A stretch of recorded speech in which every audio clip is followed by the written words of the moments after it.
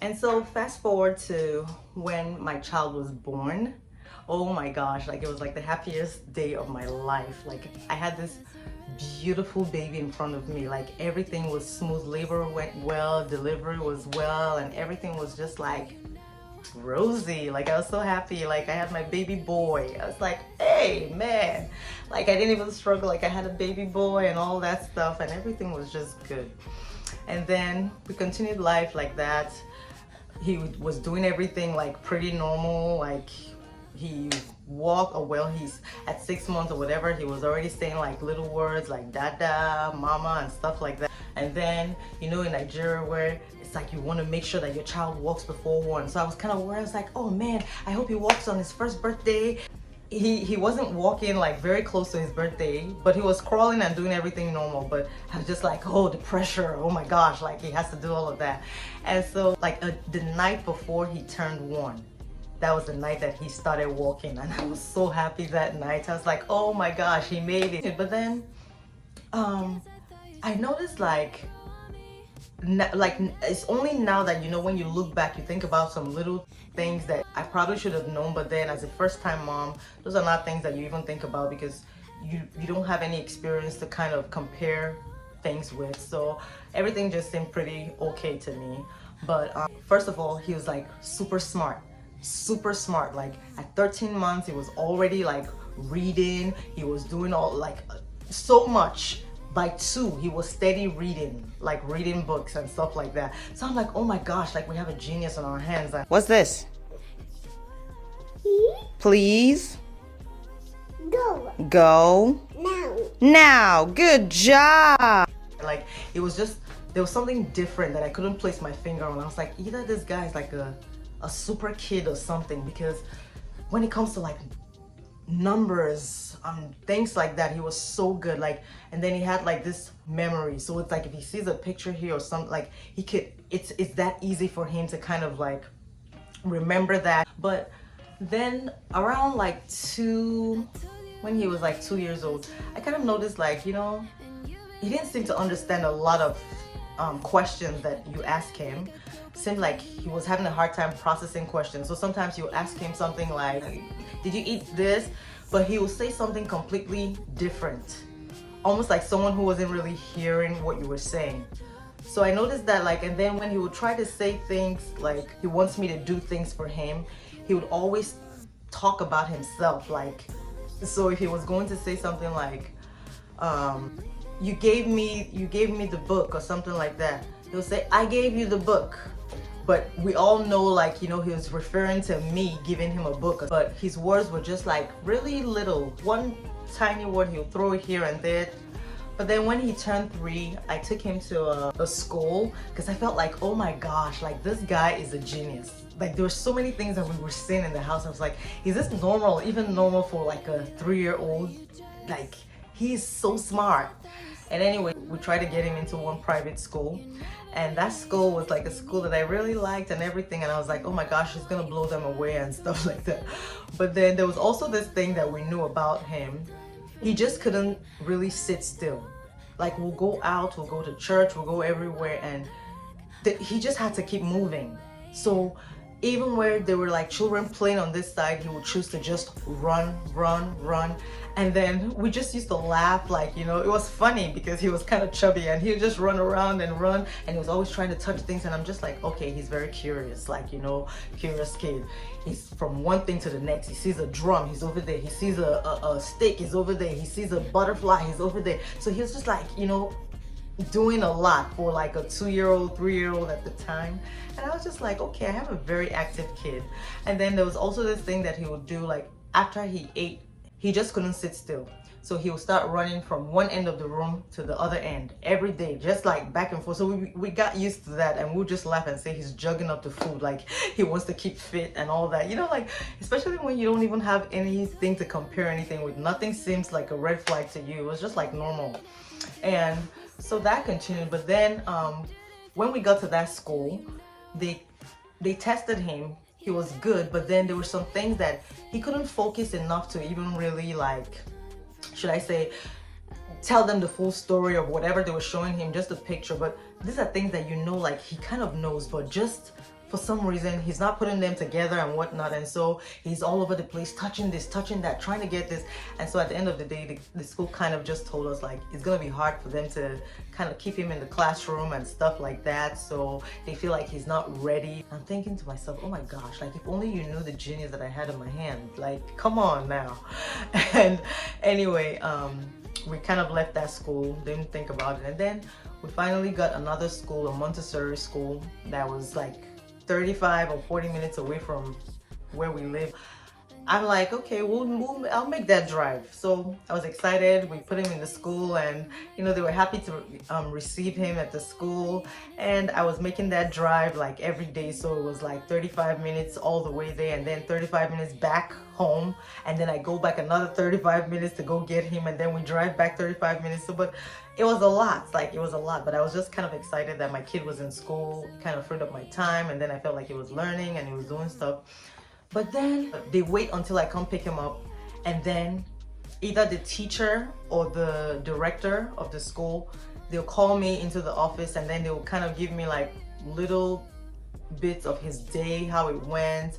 But every time that they said things, they were kind of suggesting that there was a problem. He couldn't really sit still when he does such and such, like, you know, it was a Montessori school, like, you know, I kind of felt like that was a good place for him since they're allowed to do things independently. But he kind of claimed like he wasn't really doing things independently. It was more so just destroying things. Like he would just find the rice there where they're supposed to like pour rice into things. He would just go there and pour it on the floor, or he would just like, so he was kind of messing up their equipment and things like that a lot. And so, okay, we'll talk about it, and then I would try to talk to him, but he didn't even seem to really understand anything that was going on or what I was saying. The complaints became so much, I started getting very uncomfortable in the school. One time they called and they're like, well, a kid had an accident and whatnot, and they were trying to change the kid, and my son went there and he was playing with like the diaper or something like that, like so, some type of behaviors that they found like odd and things like that. So at that point I was like, oh my gosh. And then of course I was saying like my child not exactly responding to a lot of things going on, and you know, I just noticed like little things. And so when they started with all of that, there was this last time, this was the last one, that they had been throwing in a lot of complaints and things like that, and you could see every time I brought him there was this tension. It was almost like, oh my gosh, like almost like, oh God, he's back and stuff like that. And it hurt me so much. Like, you know, when you're a mom like that, like my first child and everything, like I felt like some type of like rejection. So the last one, I forgot what the complaint was, but at this point they were like really saying it without saying it, like you have to find another place to take him because you cannot work with him and stuff like that.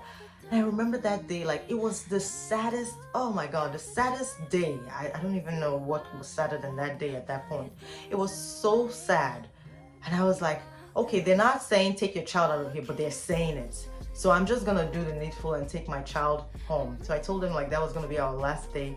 They didn't even seem like they were sad. They seemed like they were relieved, and they were telling me about all these other options, you know, where you could go, maybe this school and that, like stuff like that.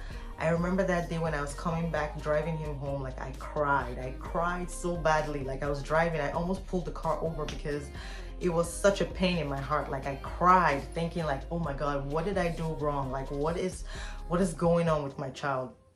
But then I decided to move forward from that, and then I started trying to seek help, because then I was seeing a lot of behaviors that just were not adding up. Like you're telling him to do this here, but he's not doing it. He's like, he has things that he's set on doing, and so he's just going this way, doing this and doing that, not really.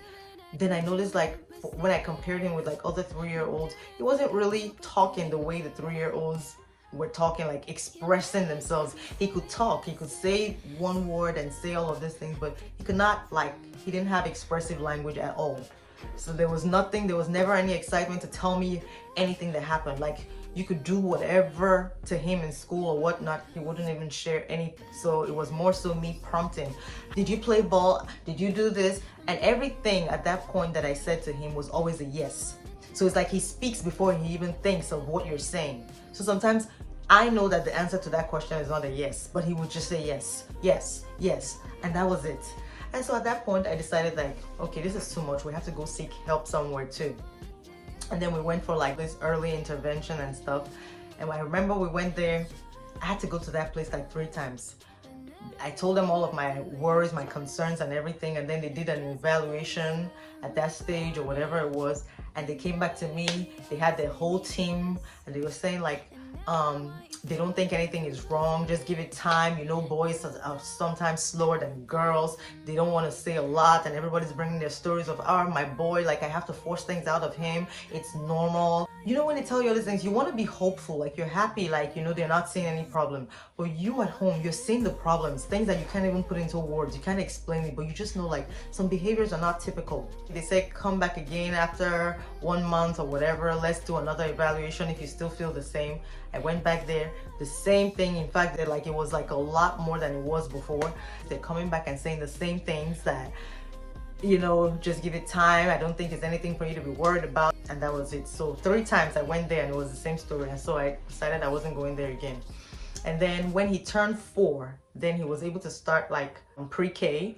And so I decided, like, because people had kind of recommended, like, you know, public schools, they have all of the resources and things like that. You know, if they find that they're very good, they'll catch all this stuff and then they'll help him and things like that. So we put him in a public school and he had this teacher.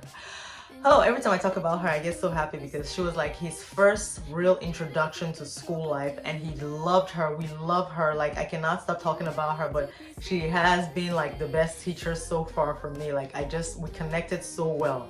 And she noticed all of these issues that my child had in class and everything. And so she would always kind of update me. She wasn't complaining, she wasn't saying, but she was just like, you know, telling me like things just to look out for.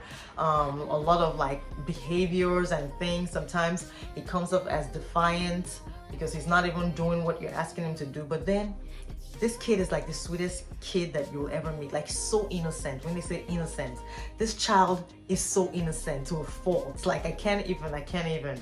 But then there's some times that he's just like, on his bad days or whatever the days that we still were trying to figure out, he would just be like, nothing you say to him makes sense. You tell him to move, he can't move. He's just there looking at you, not doing anything. So I was like, oh my God, like, why is this boy so stubborn? I felt like it was such a dent to my ego at that point, because as a parent, like, you want to feel like you're in charge. Like, you don't want your kid to walk over you or one of those things. But then there's some days you tell him to do it, he will not do it. He will not do it. Like, no matter what you do as a parent, you know how it is here. That fine line, how you discipline and whatnot. And like, it was so much. Like, I couldn't really do much. And then after a while, it would seem like whatever thing, the spell just breaks, and then he's okay and he will continue his life, and then he will start to be like that sweet kid again and everything. And it was just like, it went on and on and on and on. I tried to get meeting with the school. I tried to meet up with the school to talk about it and see what we could do. And then they did evaluation upon evaluation. But the problem was, like, when I say this boy was so smart, like, he was too advanced for his class. Every grade that he was in, he was like way ahead of them. So it's like he finishes everything so fast, and then he starts to go into this mode of either destruction or something, and he just couldn't focus on anything. Like, everything was, I guess, maybe boring to him. I don't even know what it was, but because of that, the school could not even give him like either an IEP or some type of accommodation or 504 plan, whatever. I didn't even know about all those things, but I was fighting for some type of services for him. First, I felt like his speech was not on par, and that was one of the reasons why he couldn't make friends. It was hard. Like, I mean, you don't have language, what are you even going to be saying with to your friends, right? So he had all of those delays when it came to like speech and his fine motor skills. He had nothing. Like, it was zero. Couldn't even hold like a pen correctly. But then you ask him this, he could do math in his head like in seconds, and then he could answer questions that people are not even thinking about. Like, his brain was just like on a different wavelength from like normal, typical child. So, but then you could still see like he had all of these struggles, like so many struggles. I can't even begin to explain the struggles that he had, challenges and everything. And then at night, it was like horrible. He wouldn't be able to sleep. I would stay up with him up until like the next morning. Some days, like, he literally did not sleep till the next morning. And I couldn't understand it. And then he will cry, have all of these tantrums when he cannot understand, like, but then it's like he's not even telling you what the thing is. Like, you don't even know. He's just standing there, like in freeze mode, not able to really function. And then after a while, all that stuff clears out. Like, guys, I don't even know. But to cut the long story short, they still never were able to diagnose him with anything. They kept saying he's fine, he's this, you know, sometimes like all of these excuses. But then you as a parent, you see all of the struggles that your child is going through. You know that there's something that is not right, but you can't even prove it to the people who are doing the evaluation, because they just, I mean, they spend only like 15 minutes with him, and sometimes on his good days you don't get to even see all of that stuff, so you don't know. But then anyway, fast forward to last year. By this time we had been seeking help everywhere, calling this place. He'll be on a long waiting list. Then I'd even started doing on my own, like giving him like occupational therapy outside to help him like with his fine and gross motor skills, and speech therapy. And then COVID hit, and so that thing just kind of set us all back. So he stopped going for all of those occupational therapy, speech therapy, nothing, because even at that point, to be honest, I didn't even really see like improvements or anything, so I wasn't really too sad. But then when he got into like kindergarten, it was like a whole bunch of stuff going on. Like then he was virtual, so we had to do all of this thing. He'll be so good in school, like he'll do all of the work very quickly, but then you know, like he's struggling. When it came to writing, he didn't want to write, he didn't want to do this. Like it was a struggle, like a serious struggle to get him to do his work. And you know how frustrating it is, especially when you know that this kid is just so smart. Like you just want him to be able to just do these things, like, you know. But anyway, I see again the video is getting so long, but it was last year that we went for the final evaluation at one place that they had recommended. Like this was the place where they really can do a thorough kind of evaluation and everything. And so we went there and they did the evaluation and everything, and then they diagnosed him with like ADHD, which I felt like I already knew that part. First of all, ADHD is attention deficit hyperactivity disorder, and you could already see like he had that hyperactivity going on. And then the attention, children with ADHD, like they have very low attention span. So it's like they're trying to solve this problem before they write the number 2, butterfly, boom, oh this. It's like they have 1,000 things that are like going on in their head that just distracts them completely. Guys, like this video is going to be too long if I go into all of the struggles that he's faced and all that we've had to face as parents. But then after we got that diagnosis, at least I felt like, okay, we had something. We knew something about something, because I just knew like the thing wasn't normal. And so we started to work with him from there. But I'm going to end this video right here, and we're going to go and continue in part 3 to kind of just tell you like where we are now. And so guys, don't forget to like this video, don't forget to subscribe, and just share this video if you found it very helpful.